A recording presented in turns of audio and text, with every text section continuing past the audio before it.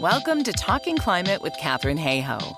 Each episode, we explore how climate change is affecting the people, places, and things we love, and what we can do to make a difference. From science to solutions and stories that inspire, you're in the right place for real talk about real change. This week, we're answering the question, is it too late to do anything about climate change? These days, I'm often accused of being a hopium peddler, someone who promotes overly optimistic, even delusional solutions to the climate crisis, offering false comfort like some kind of emotional drug that helps us avoid facing hard truths. It's a strange accusation to level at a climate scientist who spent the last 20 years warning about the very real risks climate change poses to every aspect of our lives. But it starts to make sense when you look at where it's coming from. Almost always, someone in a high-income country who's so rightly alarmed by the reality of climate change that they've wrongly concluded the best, or perhaps easiest, response is to give up. And while I can understand the temptation to do so, if we all followed that path, our doom would be all but guaranteed. When I get these kinds of comments, I usually reply with a link to one of my favorite global weirding episodes, Is It Too Late? But I made that video almost 8 years ago. What's changed since then? Has the clock finally run out? That's why I've made this special edition of Talking Climate, to take a fresh look at the rise of climate doomerism, explore what the science says today, and remind us all, myself included, why there's still every reason to act. Let's dive in. Not so good news. Over the past few years, climate disasters have soared, while news of solutions remains scarce, except in this newsletter. Here's the problem. Our brains aren't built for constant, long-term worry. So when an avalanche of bad news makes us feel helpless, it's often easier to simply tune out. An even more dangerous coping mechanism is climate doomerism, the absolute conviction that there's nothing left that we can do. And when climate scientists like me insist that there is something we can do, this threatens the comfortable feeling giving up provides, leading some to attack us. I received my first attack of this nature over 3 years ago, and they've only increased as alarming headlines pile up. It's absolutely true that we can no longer avoid all the impacts already unfolding. It's also true that although climate action is happening, it's not at the scale needed to avoid dangerous impacts. And it's true the challenges before us are serious, but they are not beyond our ability to solve. We still have the power to change the future and avert the worst. Every bit of warming avoided matters, and every action and every choice counts. That's a direct quote from an IPCC report, and it's why I refuse to give up, and why I am committed to sharing encouraging climate news every week. It's also why, from my perspective, there's little difference between someone who rejects the reality of climate change and someone who tries to convince people we cannot fix it. They are equally bad because the result of their message is the same. Good news. The science is clear. Everything we do matters, now more than ever.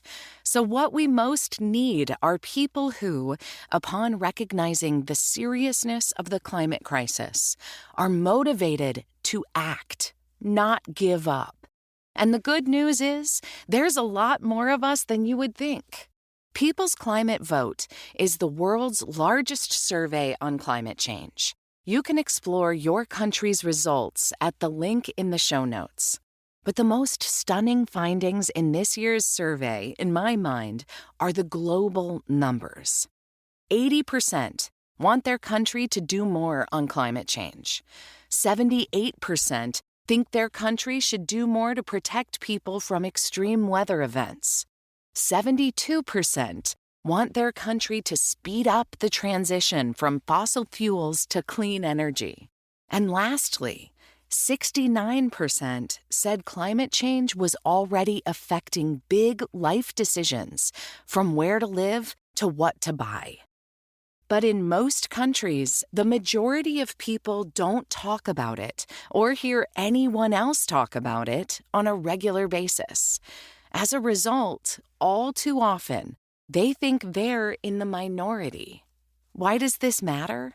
Because our willingness to act is directly related to whether we think that action will make a difference. And whether we think our actions will make a difference depends on whether we think we're acting alone or whether we realize that many other people feel the same.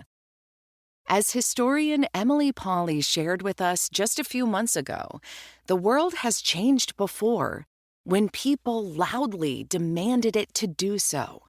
The scales tipped relatively quickly on issues such as civil rights, smoking, and apartheid, when people rallied together and declared it was time to change. Our collective voice has always been the catalyst for action, and today the data is clear.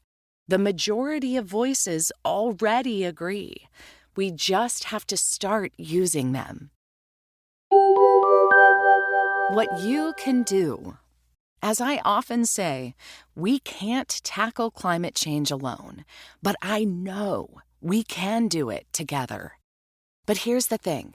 How do humans ever accomplish anything without talking about it first? Today, even though the majority of people in most countries support climate action, few are actually talking about it. And when we don't hear others bring it up, we assume they don't care, when in reality, they often feel the same way we do. How can we fix this? The answer is so easy. We often overlook it. By talking about it. And by talking about it, I don't mean flooding people with terrifying news about massive wildfires, melting glaciers, or collapsing ocean currents. That kind of conversation often leaves people feeling even more helpless. And I definitely don't mean using our voices to shame others for flying, for eating beef, or for falling short in some way. Shame rarely motivates change. In fact, it tends to do the opposite. It causes people to shut down, retreat, and stop sharing or acting at all. Instead, talk about why you care about climate change. Share the small victories, yours and others, and celebrate them. Use your voice to advocate for change where you live, work, study, or worship. I think of this as engaging the head, the heart, and the hands. What's happening? Why does it matter? And what can we do about it? Not sure where to start? Don't worry. This newsletter has you covered. Every week, I share good news about climate solutions, not so good news about how climate change is already affecting what we love, and practical, actionable ways to make a difference. The data is clear that the vast majority of people want climate action. That includes the more than 150,000 people in over 160 countries around the world who read this newsletter each week. You are not alone. We are in this together.